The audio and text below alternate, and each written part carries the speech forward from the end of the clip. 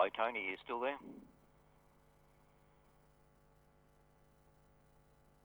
Yep, go ahead. We have about 3 minutes until the start of the introduction. Roger, Shane. Stand by. 3 minutes. Yep, 3 minutes. Okay, Shane, 10 minutes and 10 seconds from now. Yep, agree. Thank you. Yes, in about 3 minutes' time, Claudio will start the recording, and then we'll get the official proceedings underway. Yes, okay, with the script. Yep.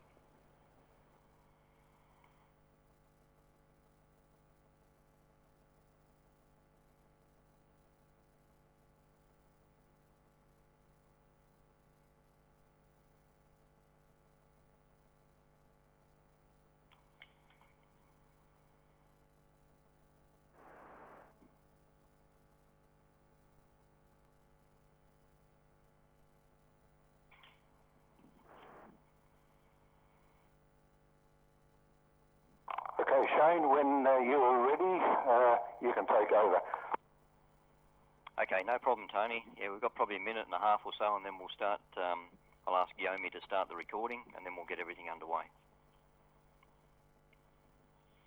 This is a colleague in Queensland. He's going to moderate or master of ceremonies for tonight, and he will introduce everyone from now on.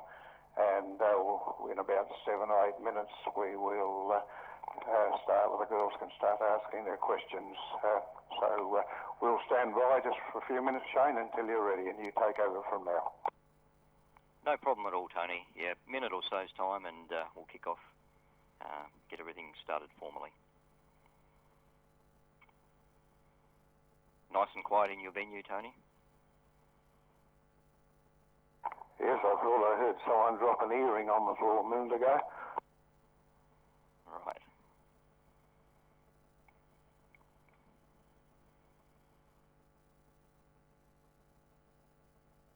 We have probably over 100 people in here tonight. It's a little bit hard to tell, but I'll get a better estimate afterwards when we get more lights on. No problem. We're at 250, I think, is close to the mark, so I'm told. Okay, very good. That's a good turnout. Yomi, are you still with us? I am. Okay, Yomi, if you like, you can go through your process and start the recording once you've finished. Okay, thank you so much. 1 moment.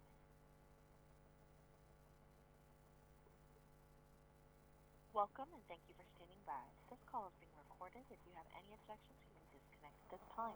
Lines are open and interactive, so please utilize your mute button. If you don't have a mute button, please press *6 to self-mute. I'd like to turn you over to your host. At any time, you may begin. Great, thank you, Yomi. Hello, everyone. This is Shane Lynn, VK4KHZ, your ARISS moderator for today. Through the help of amateur radio volunteers and the crew on the ISS, we soon hope to establish radio contact with the International Space Station as it flies more than 380 kilometres above the Earth over Italy. This is all accomplished with ARISS, which is amateur radio on the International Space Station. The ISS is currently flying over the northwest coast of Africa and whizzing along at around 28,000 kilometres per hour. The contact for today will be performed using the ARISS Telebridge network, which is a worldwide network of amateur radio ground stations that enable students to contact the ISS. The audio for today's contact will also be available live around the world via the amateur radio Echolink networks, handled by Bob, VK4DA in Queensland, Australia. ARISS is a consortium of volunteers from 9 nations that develop and operate the radio equipment on board the International Space Station. Those that support ARISS are the American Radio Relay League, the worldwide AMSAT, Amateur Radio Satellite Corporations, the Canadian Space Agency, the European Space Agency, the Japanese Space Agency, Roscosmos, the Russian Space Agency, and NASA. The amateur radio ground station that will establish contact with the ISS today is IK1SLD located in Italy and operated by Claudio Ariotti. Thanks for helping us out today, Claudio. We have around 5 minutes until contact time. Our link up today will be with the students attending Loreto College in Adelaide, South Australia. And we've asked Principal Dr. Micol to please tell us a little about the school and the students that will be taking part today. Over to you, Nicole. Thank you. Well, hello world to start with. It gives me great pleasure to introduce you to Loreto College, Marrickville. We are located in Adelaide in South Australia. This year we celebrate 114 years of dedicated education for girls and young women.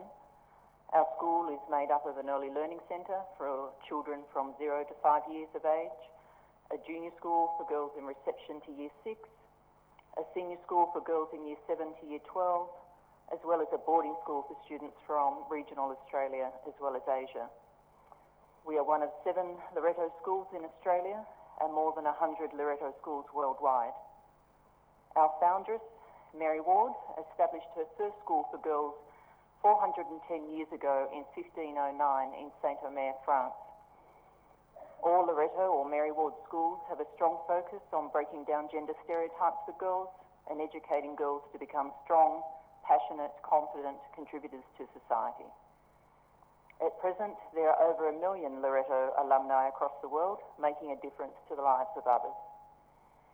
Mary Ward once said, "There is no such difference between men and women that women may not do great things.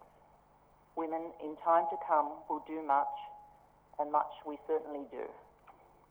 We love our school and we are very excited to share it with the rest of the world this evening, as well as the International Space Station. Thank you. Excellent. That's a very good address there, Nicole, and much appreciated. Very interesting. Okay, now we cross over to Italy. So now, Claudio, before the contact begins, can you please tell us a little about your station, where you are, and how you'll handle the conversation today? Over to you, Claudio. Okay, thank you, Shane, as always, for your presentation. Briefly, our Telebridge station is located in northwest of Italy, between Turin and Milan, 100 kilometers from Turin and Milan. And when T minus 30 seconds, I go to call Nick aboard the ISS, today using the call sign India Romeo 0 India Sierra Sierra.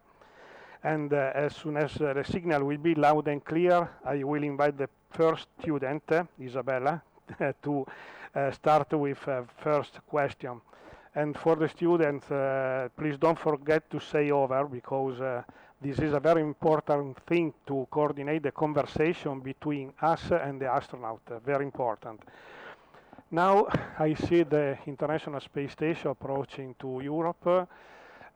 We have 2 minutes and 15 seconds from now. So microphone back to you again, Shane.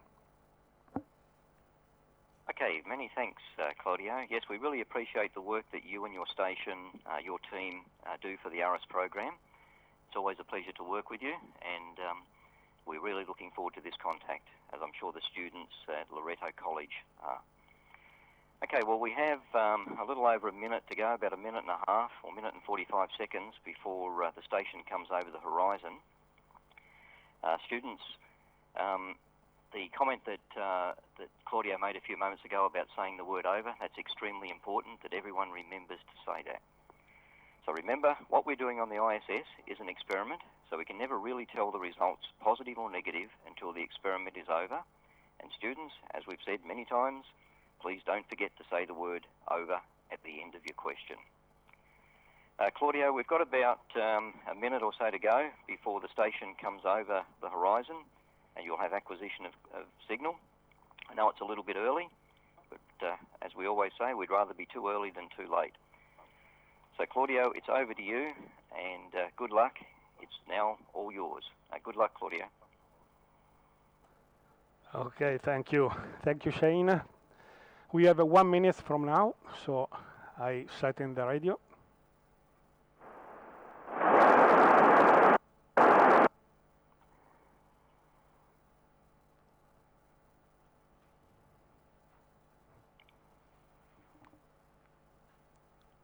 30 seconds.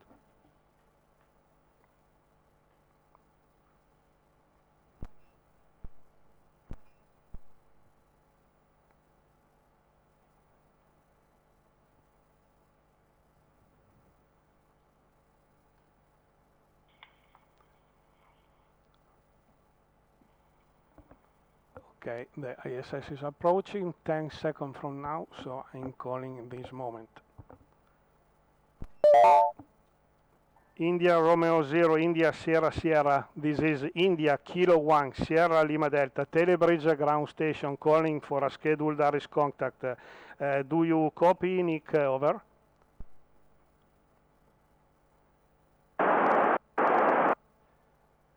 India Romeo 0, India Sierra Sierra. This is India Kilo 1, Sugar Lima Delta, Telebridge ground station calling for a scheduled ARISS contact. Do you copy, Nick? Over.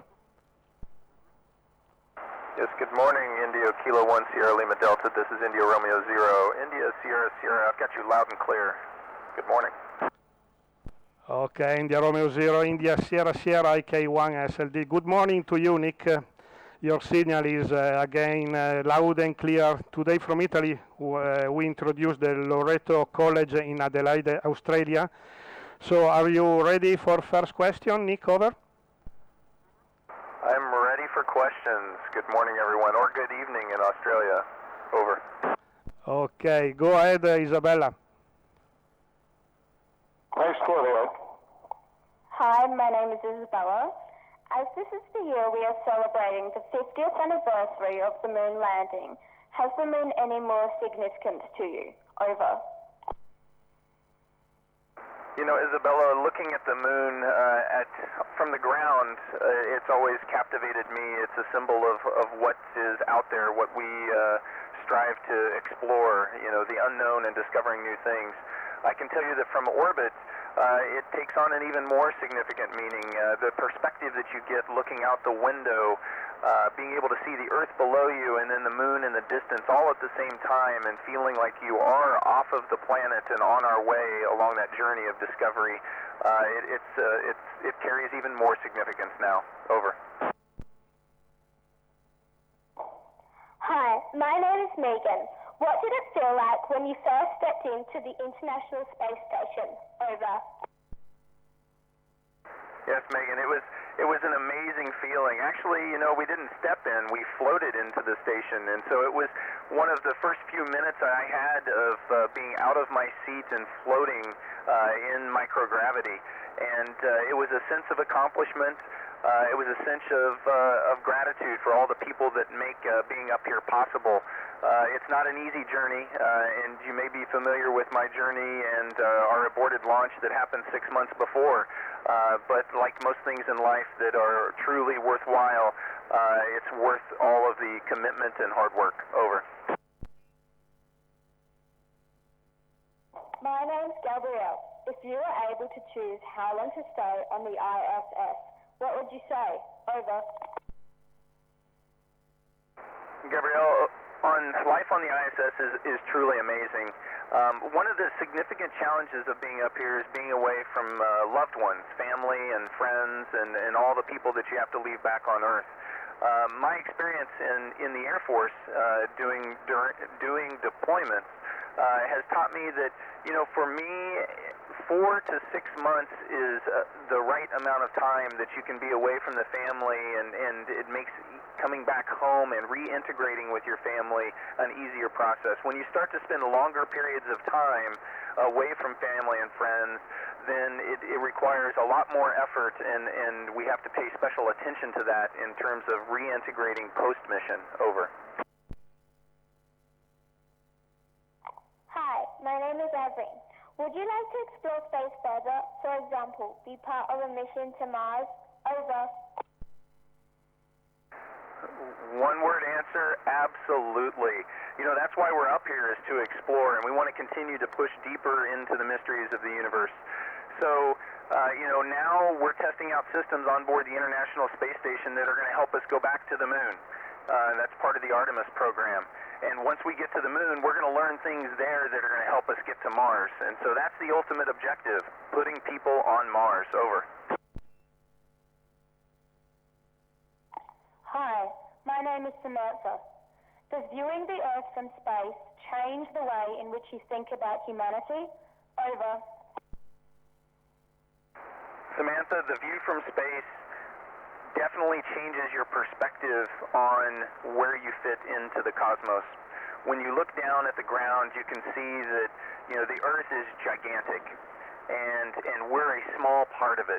But you can also see that the Earth is teeming with life. It's alive. It's everything around us. We're part of that one amazing place that's living and breathing. And so I see our place more connected with Earth than I ever have before. And it makes me realize that we need to be great stewards of our planet. Over.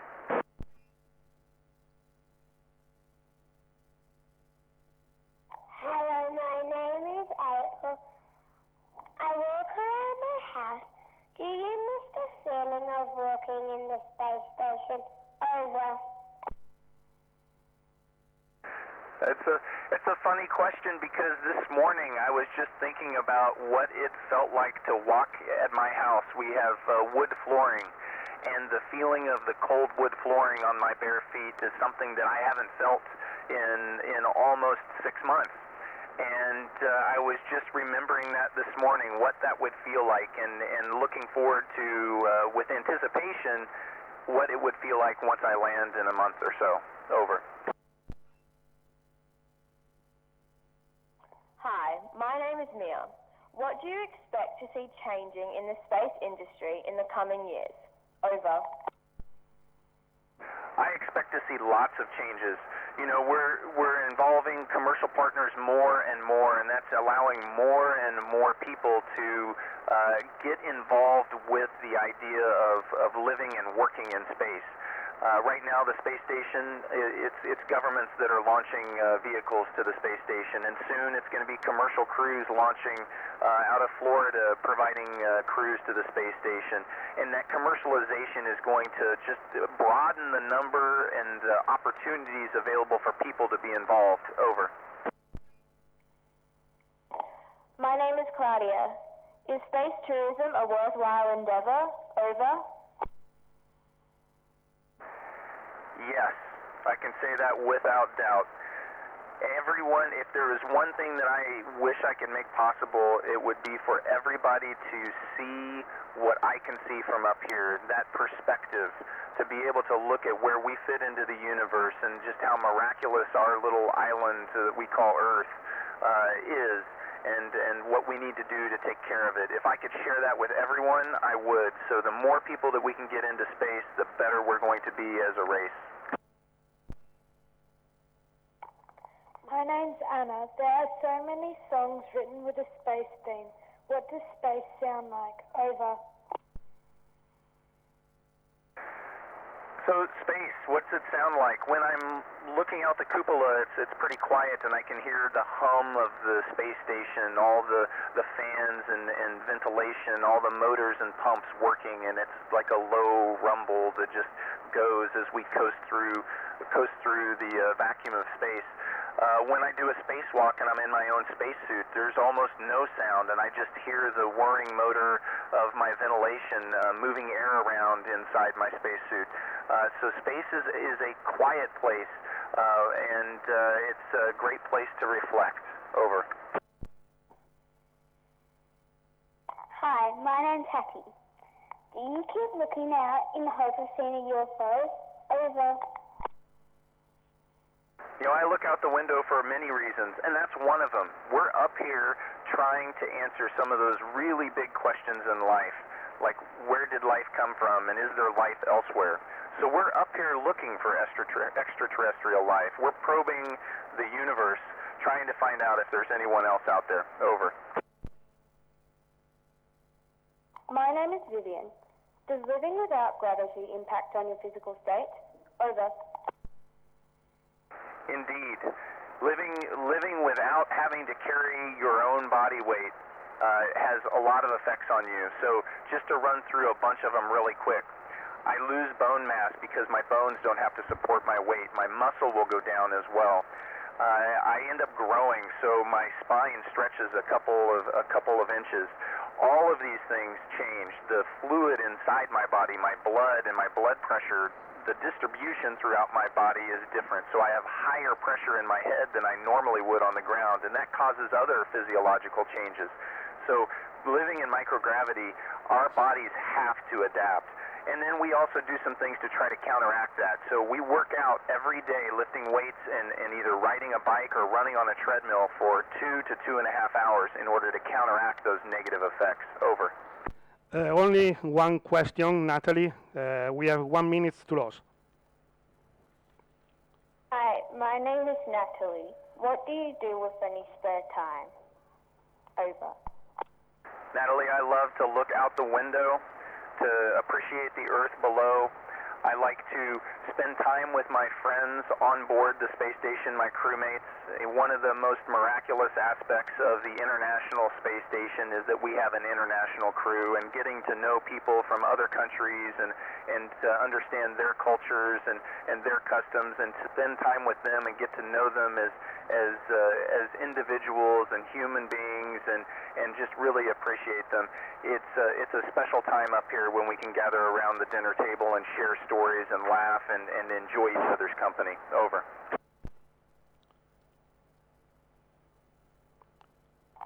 Thank you, Nick from Loreto. Over to you, Nick.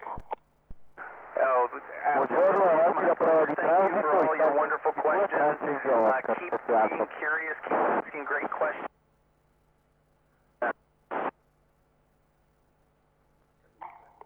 Thank you very much, Nick. Thanks you, Claudio. That's excellent copy, and I'm sure the girls are quite excited about it. Thank you, Shane, also.